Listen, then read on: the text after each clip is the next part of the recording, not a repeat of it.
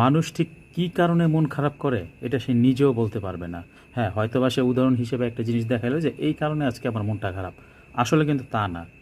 অনেকগুলা ছোট বড় ইস্যু বা বিষয় তার মনের মধ্যে এমনভাবে আসছে বা জমা হয়েছে, যেগুলোর কারণে ধীরে ধীরে তার মনটা ভার হয়ে গেছে বা কষ্ট জমা পড়ে গেছে। এই কারণে সে এখন ছোট ছোট কিছু ইস্যু হইলেও সেটা সে নিতে পারে না, মনটা খারাপ হয়ে যায়, কষ্ট পায় বা তার আবেগে টাচ লেগে যায়। এরকম বিষয় আছে। যেমন উদাহরণ হিসেবে বলতে পারি, যেমন আমাদের খুব ক্লোজ ফ্রেন্ড সার্কেলে যারা আছেন তারা কিন্তু আমাদেরকে অনেক ধরনের নোংরা বাজে ভাষায় গালিগালাজ করে, যেটা আমরা এই কানে শুই না, ওই কান দিয়ে ফেলে দিই, বের করে দিই। আমরা কিন্তু রিয়াকশন সহজে করি না, রিয়েক্ট করি না। হ্যাঁ, ঠিক সেম গালিগালাজ বা খারাপ ভাষাগুলো যদি অপরিচিত বা আত্মীয় স্বজন বা অন্য কোনো পক্ষ থেকে আসে, আমরা কিন্তু প্রচণ্ড রকমের ছিঁড়ে লাবো ফাইরে লাবো আচরণটা করি। এই বিষয়টা অনেকটা ওরকমই।